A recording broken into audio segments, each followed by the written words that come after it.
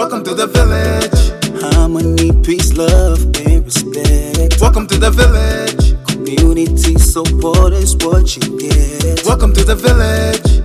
When you need someone to share your problems. Welcome to the village. Calling together, we can solve them. Welcome to the village. Well, hello, village. Welcome back to your marriage village. My name is Goma Marie Konde. If you're new here, this is your marriage village. And the marriage village is really a place where we provide resources to help couples have sustainable and thriving marriages. And I like to say, to help you have healthy marriages, because if we have healthy marriages, then we're going to have happy marriages. All right, so welcome. Please hit the notification button so that you get notified whenever we have a new video out. Subscribe, share with your friends, hit the like button, comment below. What's really important for me is your sharing, simply because in true village sense, when you share, other people get to learn. And together, we all can learn how to be healthy, be happy, and enjoy our marriages. Today, we're doing something a little different. I have with me someone I have been following for over 7 months. And I've been following him because I have been wanting to really help men even more, because I do that now, but help them even more in terms of understanding and processing emotions, which is really just feelings. But I wanted someone who I felt shared our values in the village, one where we value marriage, we value faith, and we also value the research and science.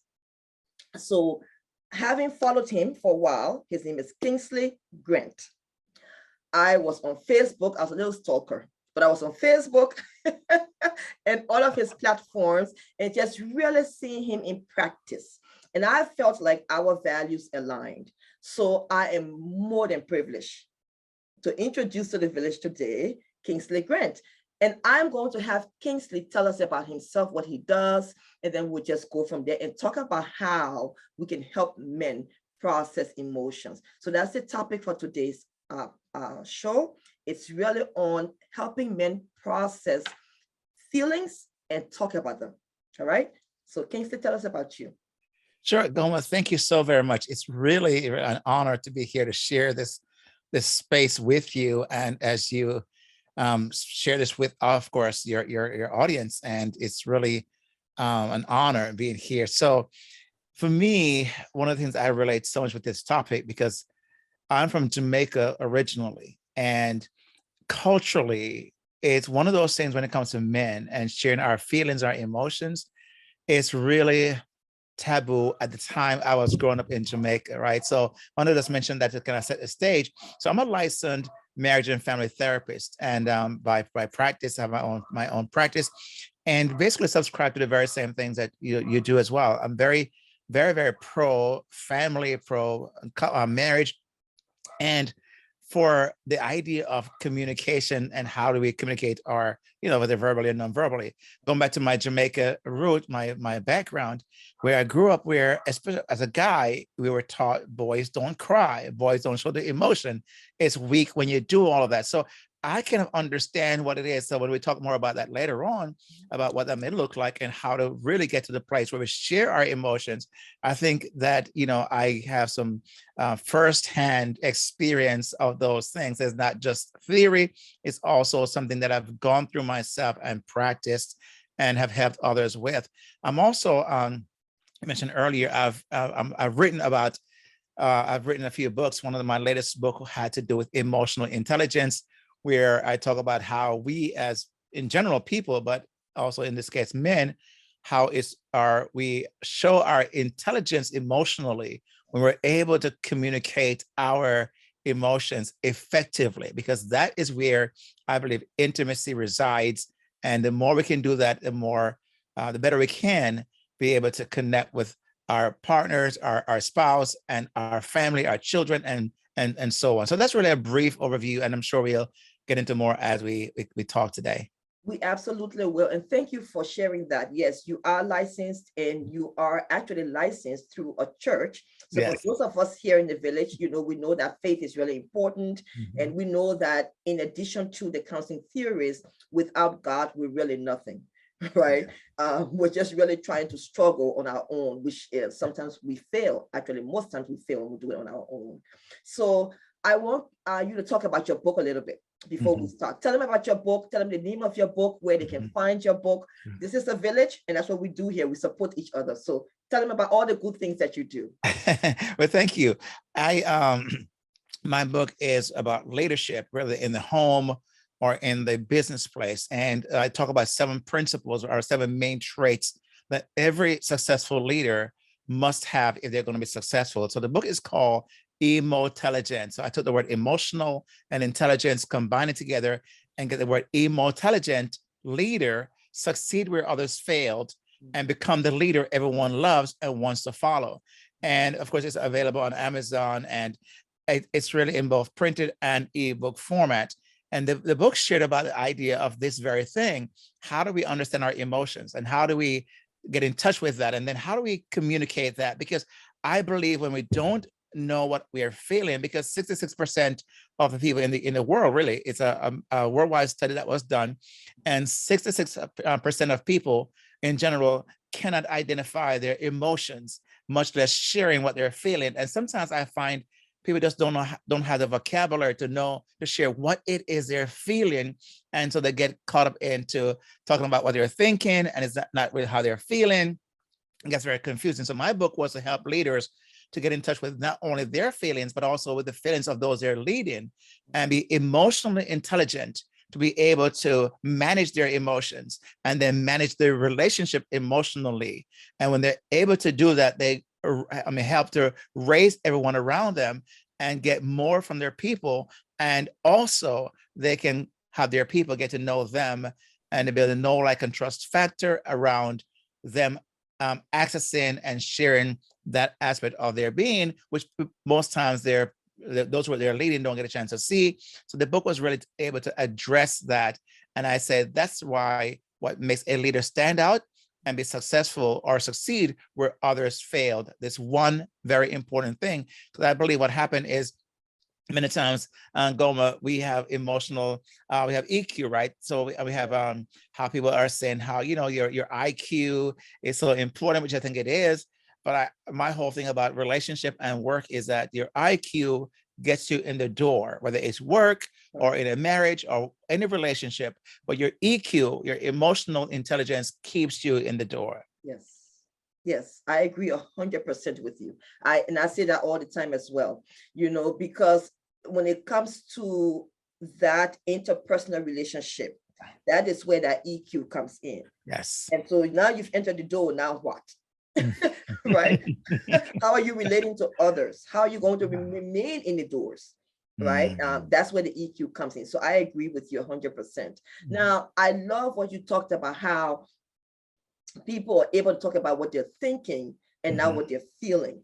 And I tell this story all the time about one of my most memorable clients who came in elderly, came in with the spouse, and bless his soul, sweet, kind individual. But every time I asked him, what are you feeling? He told me what he was thinking. Yes. And so I allowed that to happen for a while because I wanted to see if he would shift. And then one day I said to him, I've observed something. And I said to him, every time we talk and I ask you about your feelings, you tell me about what your thoughts are. Have you realized that? And he said to me, I guess I was never allowed to feel. Wow. Yeah. And and I started to see a pattern with many men in his age group who struggled. And I thought, wow, they may have similar stories. And that's why I became passionate about helping men not only think about what's happening, but to be able to express what's happening. Yeah. So that's why I want us to really dive into here today. Tell us, Kingsley, how did you get into this field of marriage and family therapist as a male and as a Jamaican? That's a very good question. And I think to put those two together, it almost seems like it's not supposed to be that way, right? Because of course of the feeling and the empathy and being able to share and step in that space with someone and hold it with that person is just something that I mentioned I didn't grow up with, because I didn't see that from my father growing up. He was that very generational kind of very rigid, disciplinarian father, and who would really never, I can't remember him showing feelings, but when he was towards the end of his life, I did see some of that. But growing up, I just really didn't see that. As a matter of fact, you were not encouraged. You mentioned about that the client, because he wasn't taught. We weren't taught, whether it was verbally taught by saying this is how you show your feelings, or by seeing it from much, especially from the male aspect. We saw everything else, but we saw be strong. We say don't shed tears, don't show weakness. We saw all of that.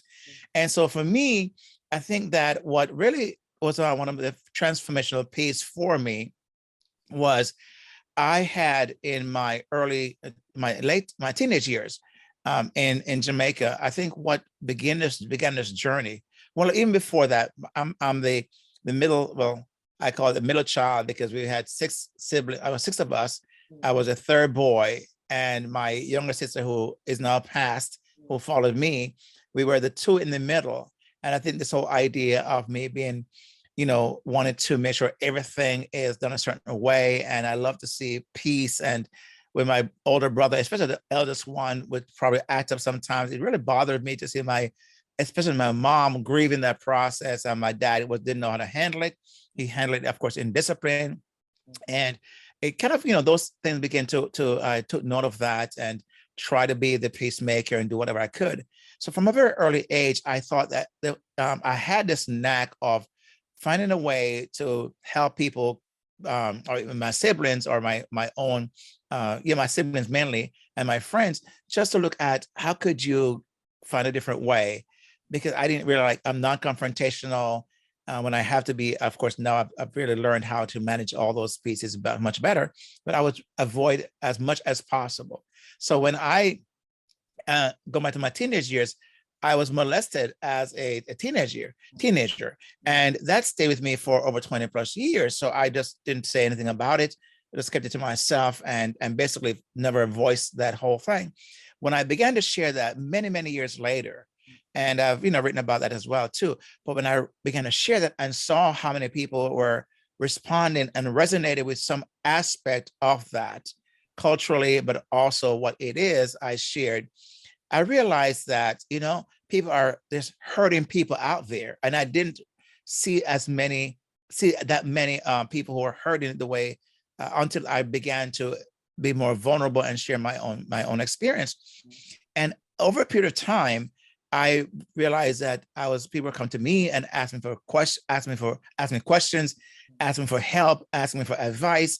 And I realized that maybe there's something about my presence and how I presented myself that invited them to come in and wanted to ask these questions. So I began to realize that there was something to this. And so one thing, from fast forward, I began to work actually in a church setting for a while. I was in there for many years, and I was a director of youth and families. So I had to deal with kids and their families and be that person that would try to help mediate or teach on these classes, or even coach parents through a certain situation. And the one thing led to another, that I eventually, after my undergrad was in computer science, so I was pursuing a more scientific field and all the different things. But after I got into that field, I realized I'm more of a people person.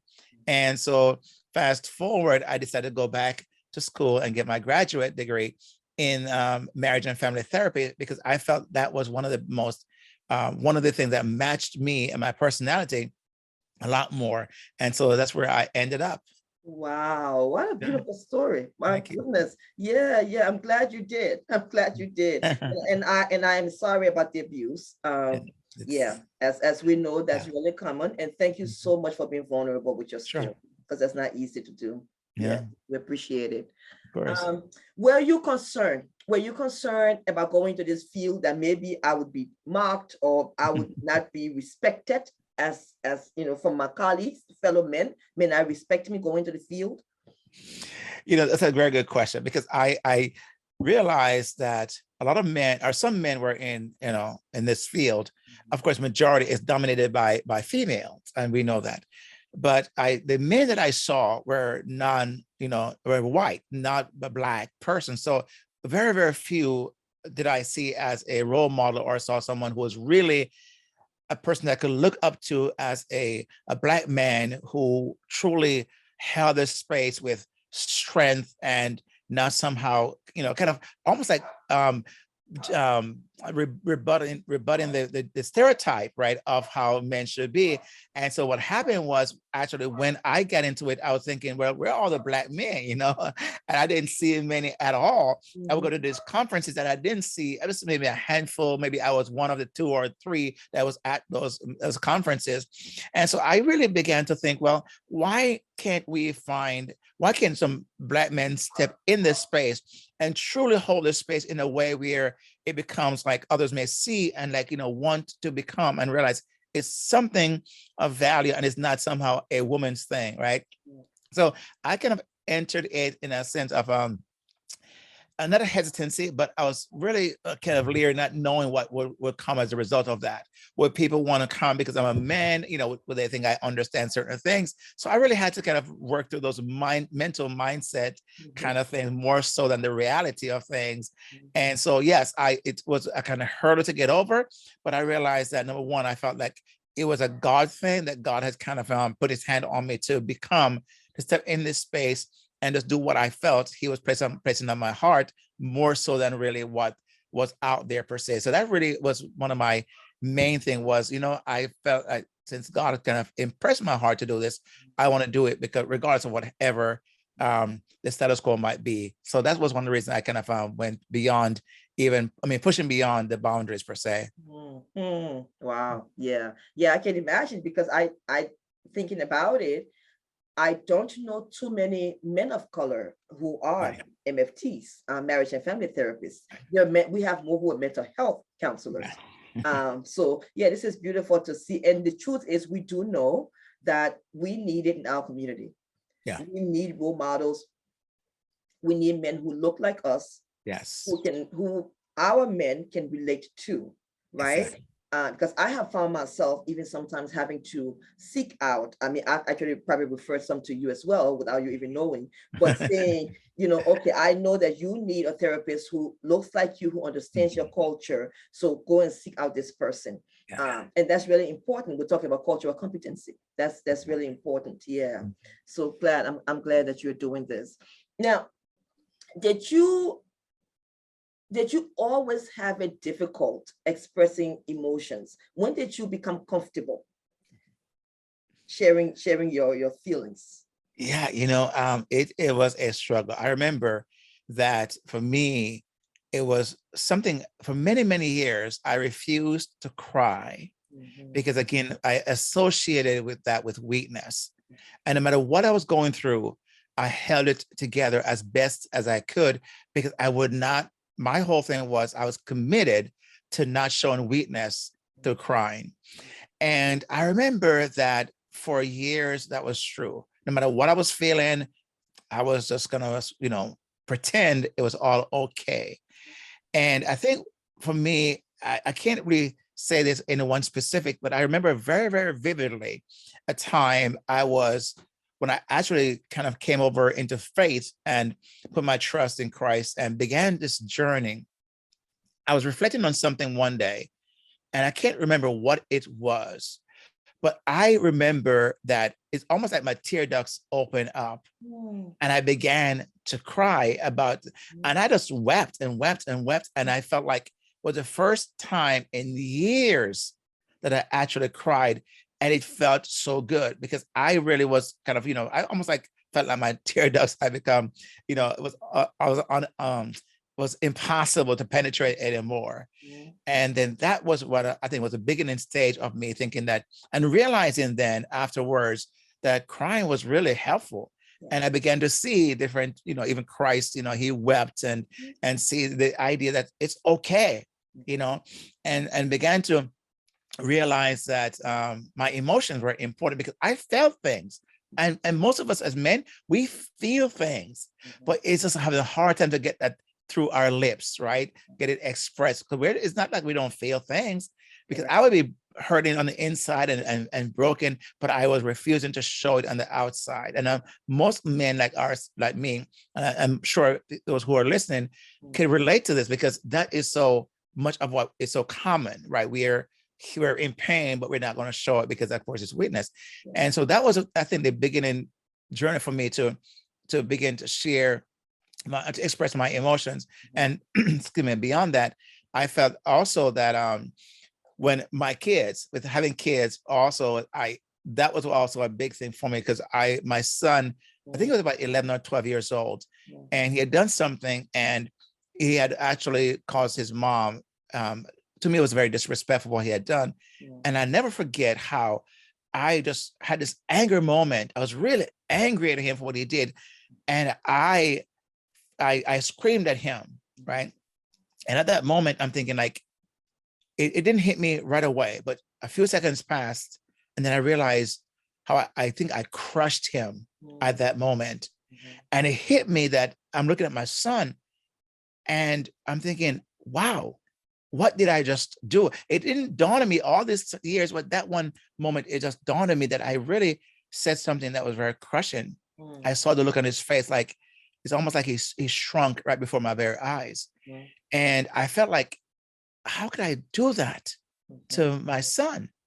And I realized I need to ask him to forgive me. Now, this is something that I've gone about emotions. We don't, my dad never, ever did anything wrong, right? Okay, he was so perfect, right? Correct. And he never ever said to any of us, I'm sorry, please, none of that, none of that. He may have felt it, like I've in many times myself, but in expressing it was very hard.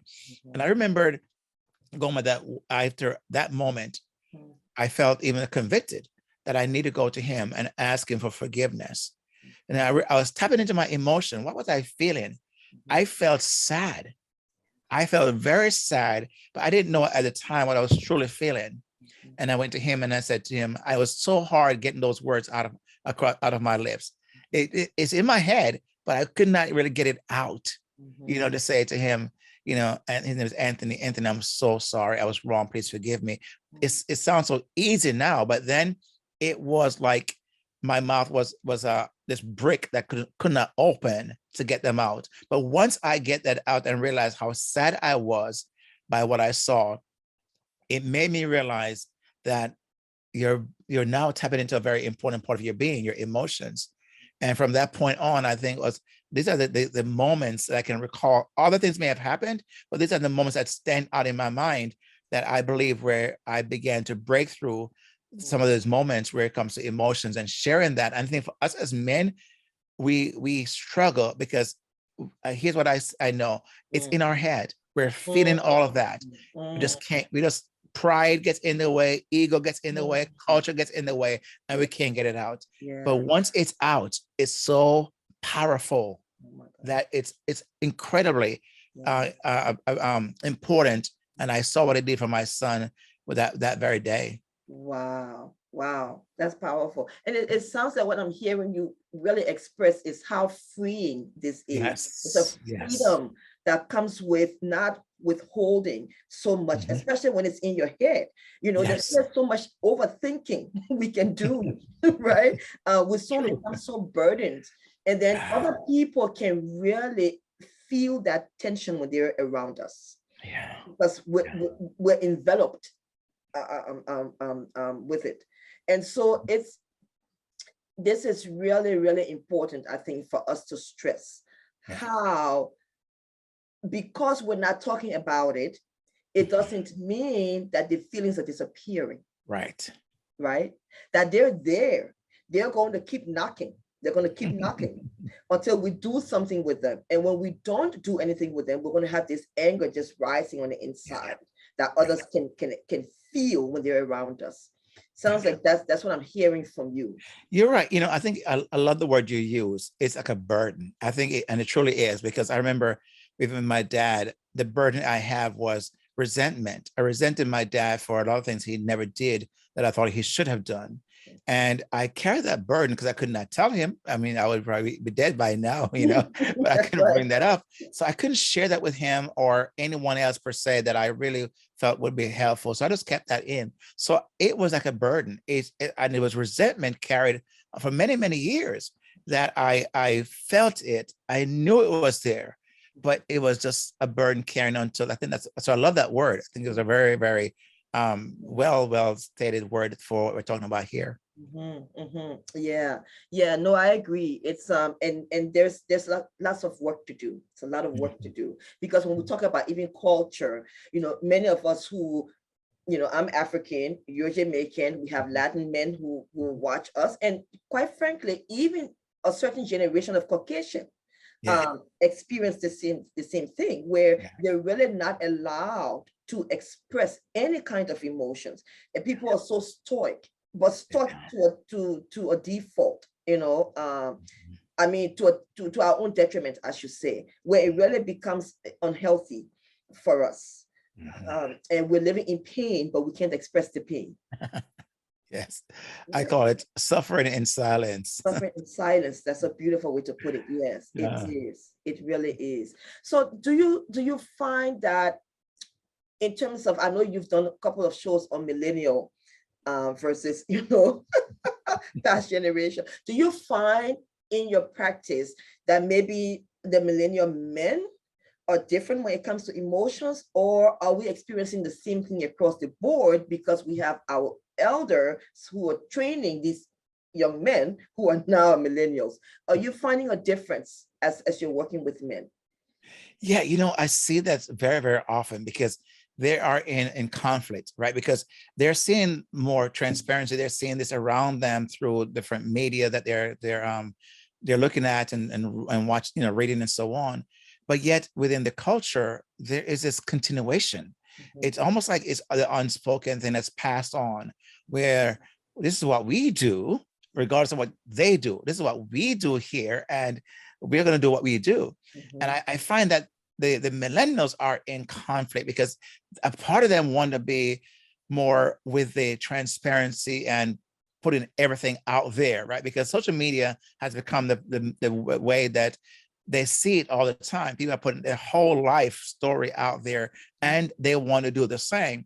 But sometimes they feel restricted because if they ever do that and it gets a wind of that get caught somewhere by a family member, they're going to hear it. So it becomes very hard for them to maneuver to navigate that piece right there. But I do find though that there are some who are willing to take the risk. Others are willing to kind of, walk a tightrope very, very gently, a little bit at a time. And sometimes the older generation, when they see that this person, this kid, or is doing that, but at the same time maintaining the other parts that are essential for the culture, the respect, the idea of carrying themselves a certain way. So that balancing act almost win over to some degree the older generation when they watch that. So what I think that I encourage the millennials to do is simply say, hey, you at the same time you're trying, remember, keep that in mind who you're working with, but at the same time you can win over their hearts. And I think the Bible says, by your fruit, people shall know you. Show the fruit that you are, is not stopping you from your progressing. It's not stopping you from the things that are important to the culture, right? Your education or whatever it is. Keep going at that. Eventually, they'll recognize that, you know what?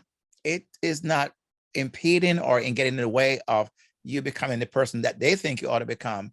And so I find that is that dance is really a delicate dance, but it's one that I think is little by little making inroads into the cultural piece where it's kind of being embraced a little bit more than it was in the past, I think.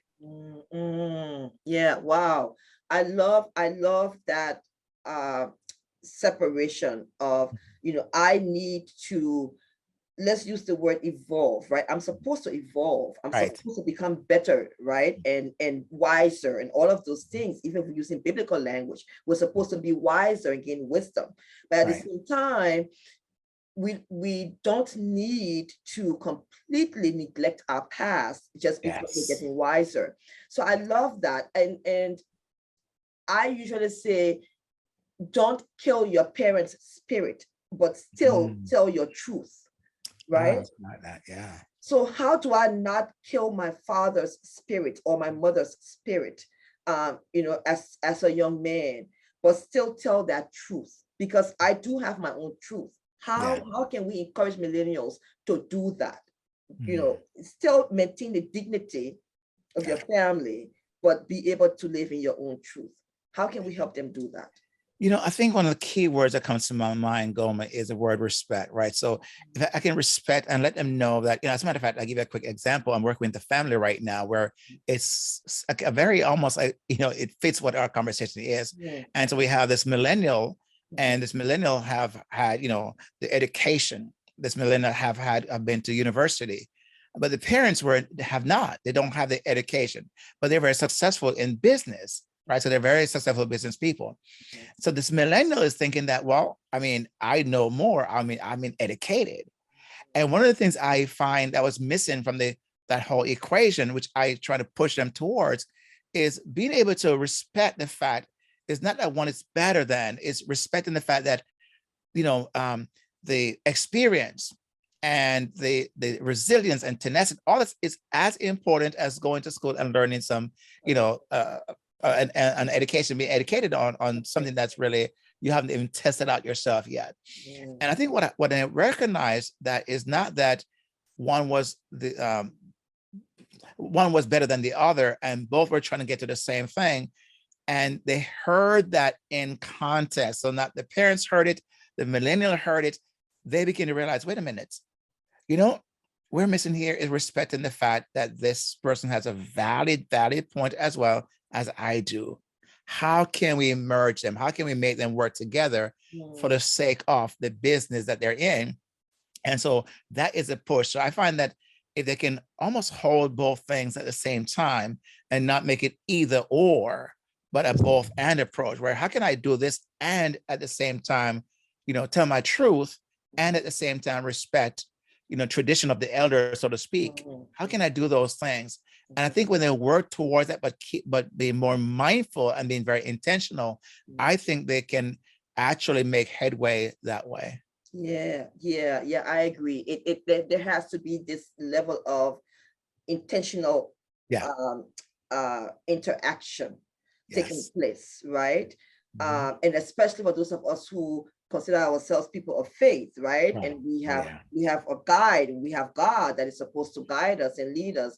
Then sometimes maybe it looks like even relying on your faith and really praying for the wisdom to be able to interact with your parents, right? So that you're coming in that kind of humility that is strong, because there's really some strength in silence also. Yes. Right. So I can come with that humility that is strong, but I can listen, right? I can let my elders speak and I can give them that time and I can be quiet. And then I can come back and I can say, I felt this way about XYZ. Right. Can we talk about it? Maybe it seems like that's what I'm hearing you say, that kind of approach. We talk in counseling about, especially in family systemic counseling, about this word differentiation of self, right? And literally just saying that you are your own person, but you still belong to a family unit. Exactly. Right. So how can you be your own person while still belonging? And it seems that what you're saying is respect is the way we do that. Yeah, I think it is a very important aspect of what that, because people want to be heard, they want to be validated and be valued.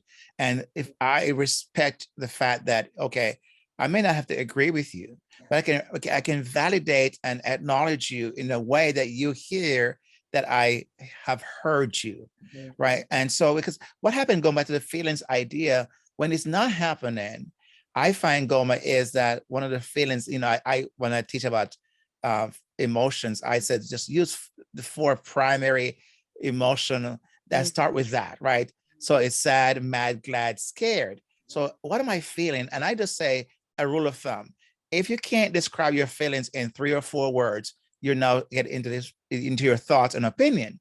So if I say I felt sad, that's a feeling. I felt very sad is a feeling, or I am sad, or I'm disappointed, that's a feeling. Mhm. But if I say, I feel like you're not listening to me, that's not a feeling, it's a Correct. thought, opinion.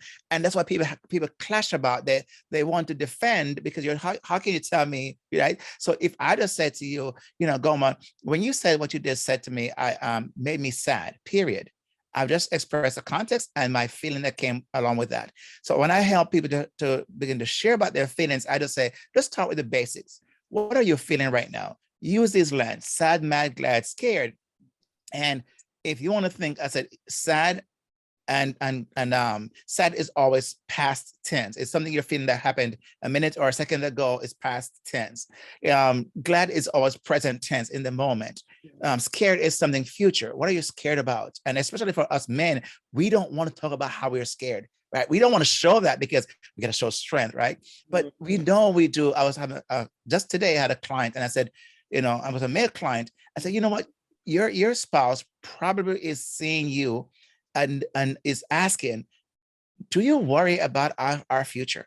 Are you scared about anything? Yeah. And it's not helpful for her to not hear that or see that, because she's worried that you don't care. That's the message she's getting back from you, right?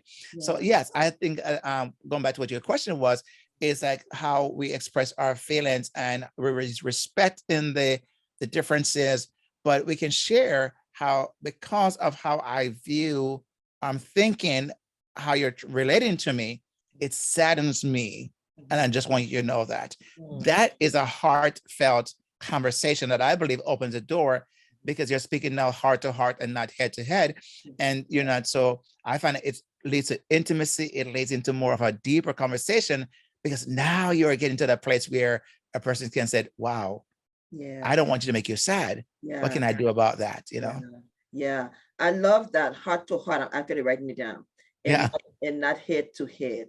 Yeah. I like that, because that really is where connection lies, right? Is when we can speak heart to heart, then we can really connect in that way.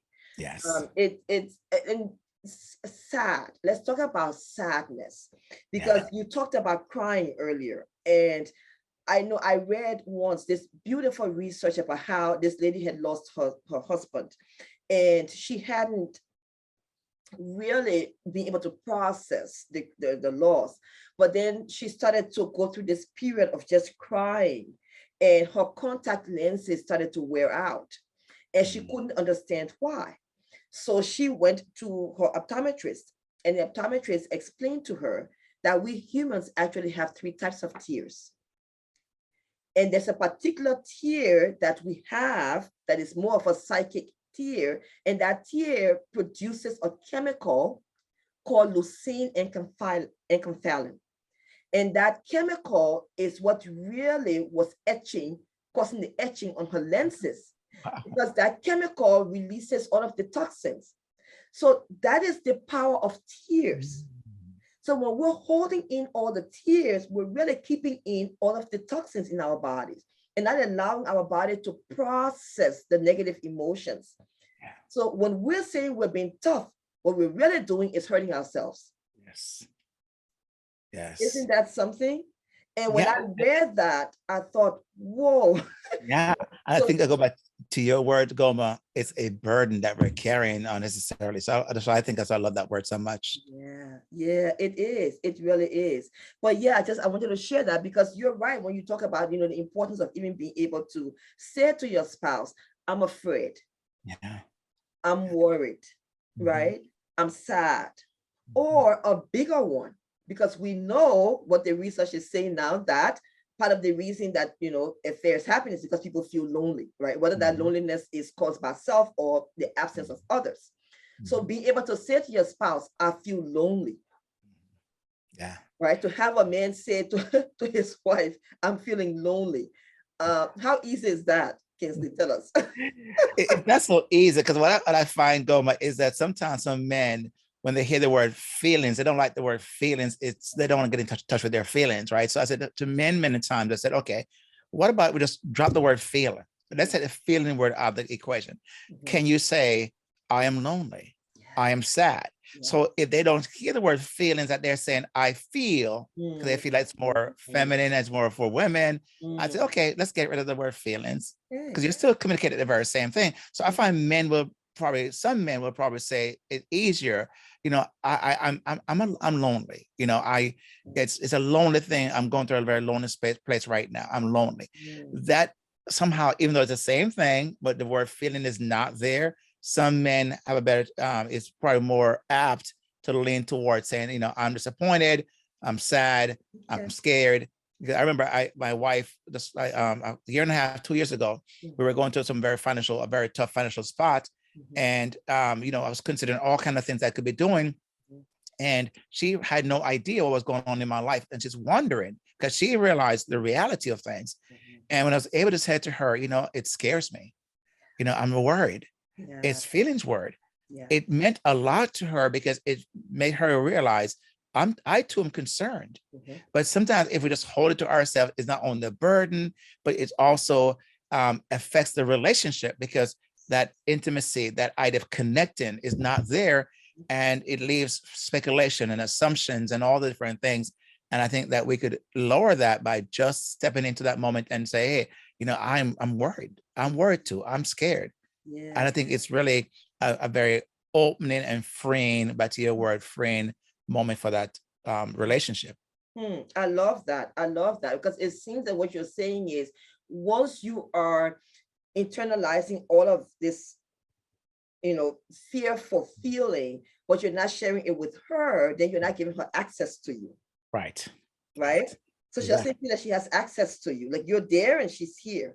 Right. But when you come to her and say, I'm afraid, or I'm concerned, now she has access to you.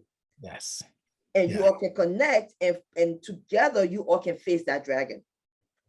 Very much so. Right. It's very on point. Very much so. Yeah, I like that. I like that. So let's talk about other reasons. And I love how you talked about how, because men are in their heads.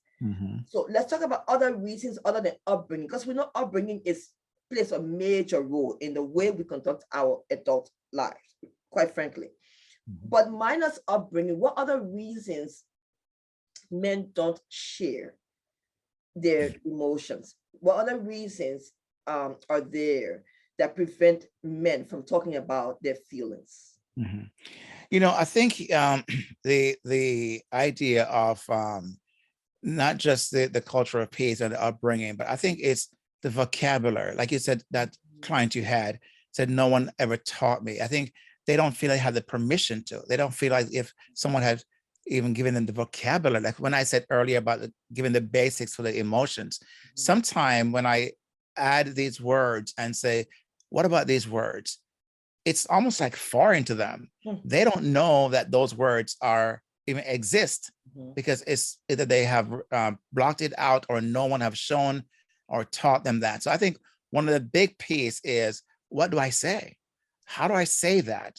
And so getting them permission and giving them the words to use is probably also I think is very high on why some don't say it, because they just don't know how. They don't know what words to use. They don't know how to differentiate between their feelings and what they're thinking.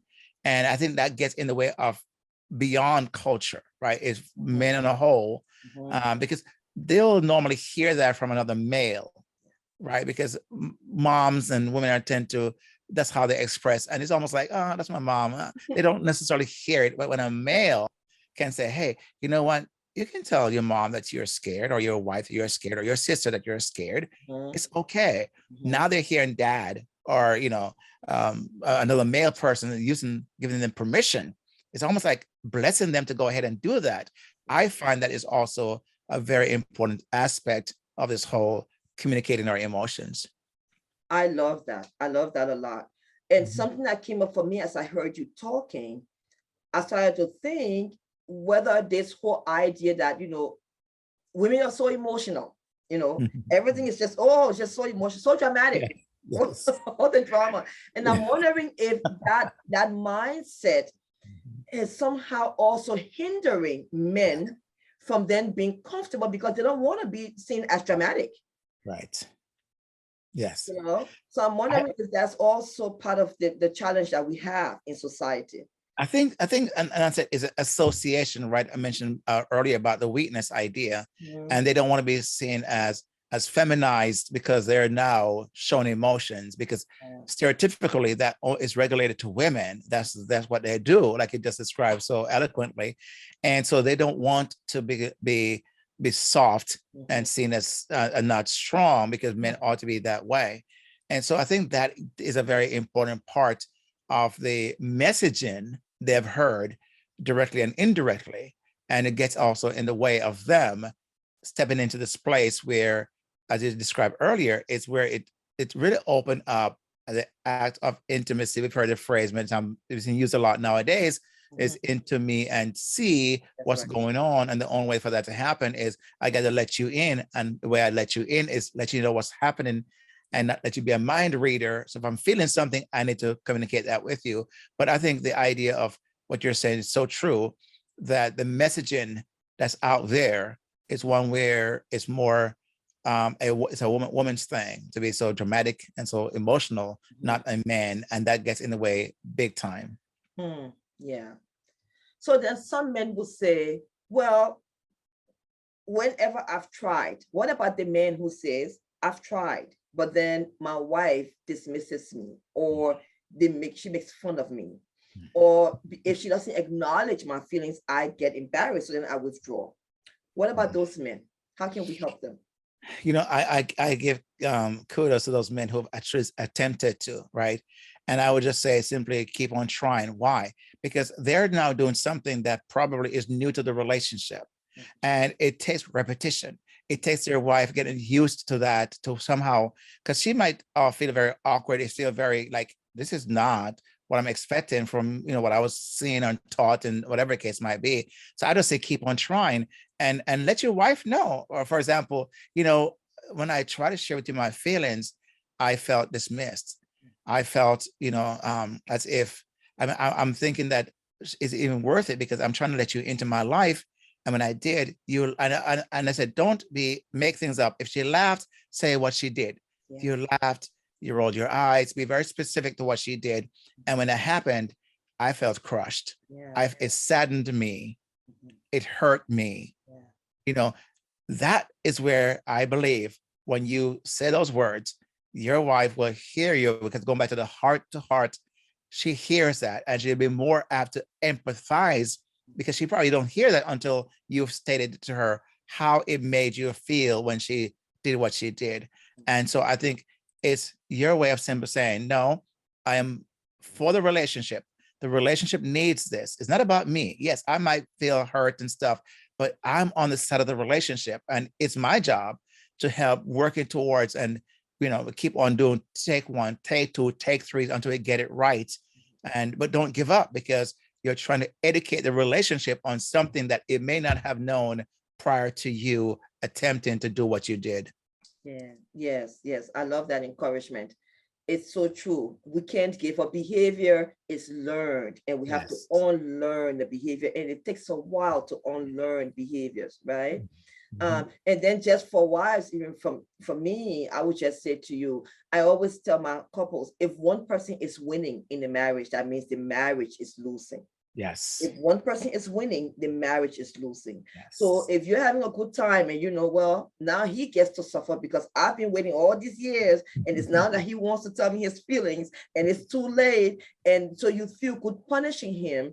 Right. You may be winning, but the marriage is losing. And the marriage is more important in this context than the individual, right? So we have to look at the bigger picture. We're fighting for the marriage. Yeah, I always tell my couples that my first time with them, I tell them, hey, here's how I operate. I said, I am on the side of the marriage. I'm not on your side or your side. I'm on the marriage side. So you're gonna hear me say some things sometimes that may not necessarily get you what you want or what you want. But if the marriage get what it needs, then that's what we're here for. But the marriage can't survive, you won't survive. So you may have to give up something. You may have to kind of realize that you may not get 100%. You may get 80. But the marriage will get 100 when you both give up your 20, so the marriage can have its 100%. And I think when they understand that they're advocating for they're fighting for their marriage, and they may have to give up something to get that, and understand that very well. Sometimes I find, or most times I work with couples, they get it and are willing to go and do what they need to do to make that work. That's correct. My same intro. I'm here for the marriage, and it's true. Yeah. It's true. I love that. Yeah. All right. So, well, as we're wrapping up, let's talk about athletes, because I've been hearing in the news quite a bit about athletes. I don't remember this fellow's name, but there was one recently who apparently got injured on the field, and he was crying, and his peers teased him, and they made fun of him even in the media. How can we help these strong men, right? These athletic men. How can we help them be comfortable with crying and expressing pain, etc.?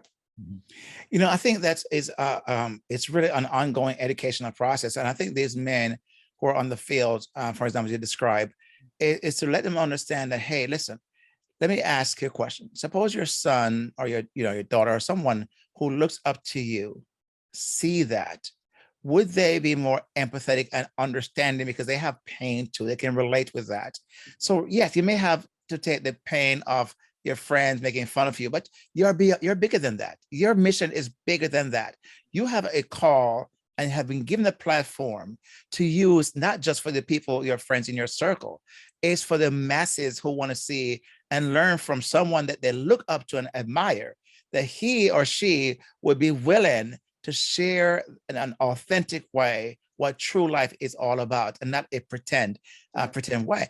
And I think that messaging to that athlete to say, hey, listen, you're bigger than this field. You have a mission, and it's touching people's lives with what you do. And when you show your emotions, it's one way that people connect with you and make you human, and will know that they too can probably become like you one day.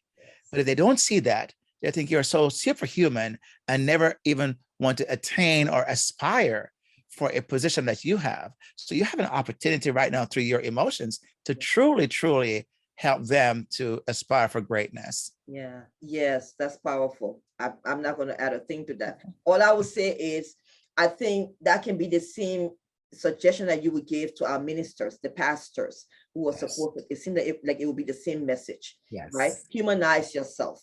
Yes. Humanize yourself. 100%. 100%. Yeah. I love it. I love it. How about tools?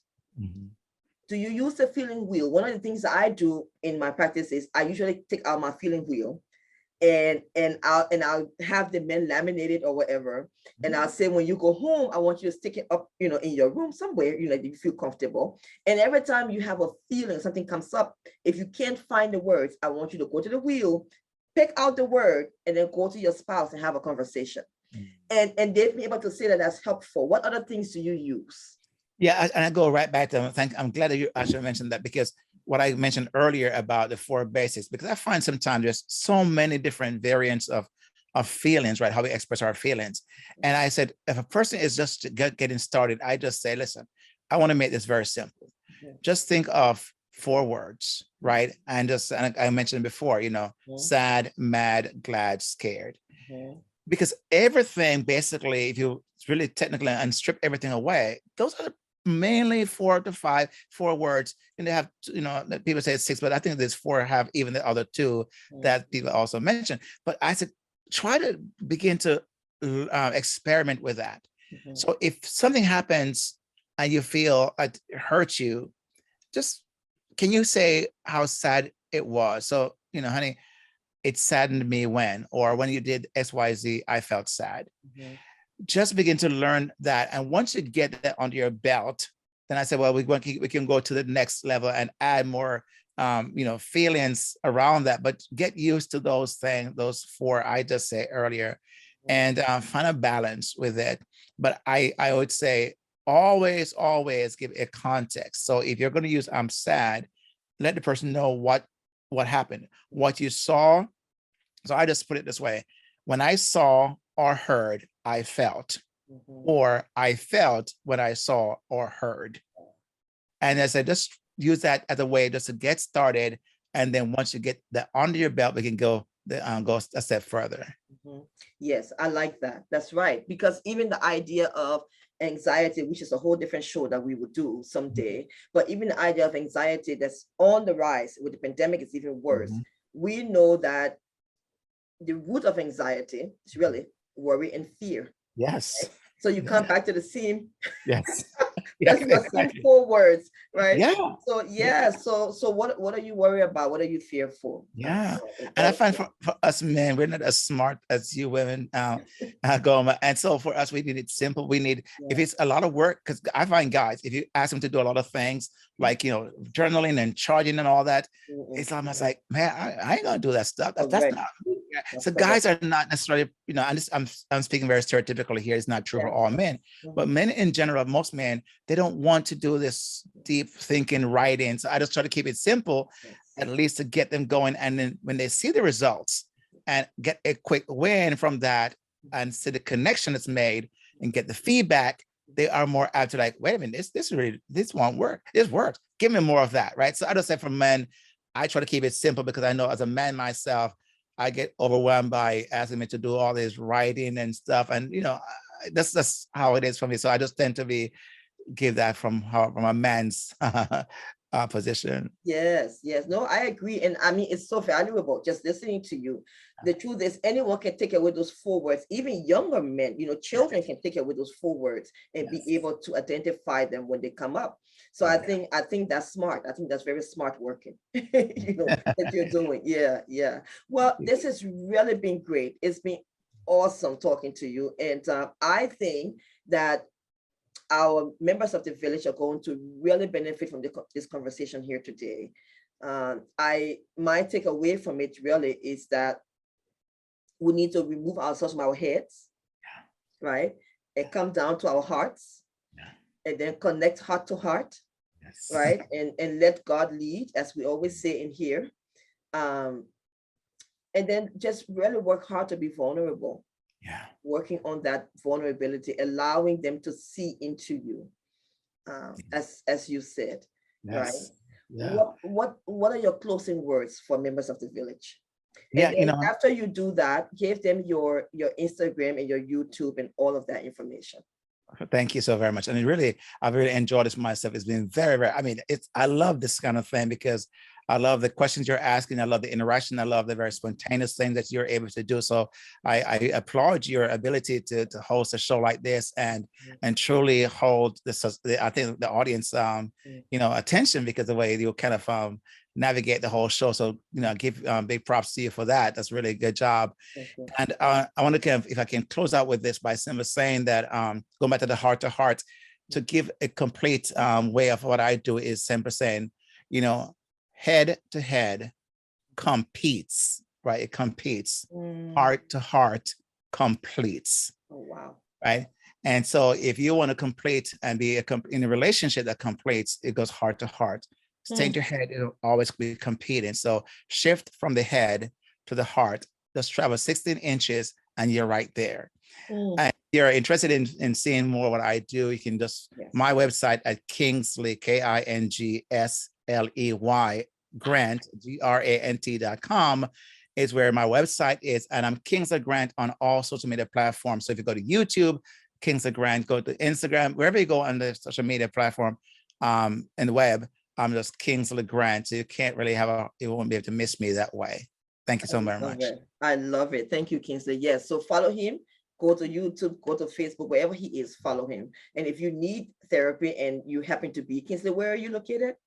I'm in South Florida, in the Miami area. So South Florida, Miami area. So go to his website and contact him if you need that. Thank you. Right. Again, this is your village. Here we're tribe. We work together. We support each other, and the goal is that we're able to build marriages that are healthy. Because if they're healthy, then you're going to be happy. All right. So like, comment, subscribe, share with others, and as we always do, we're going to close with prayer. May God bless your marriage. May God keep your marriage safe. May all that you envision for your marriage comes to fruition. And may the blanket of God be the blanket around your marriage. May your home be blessed. May your children be blessed. Amen. Amen.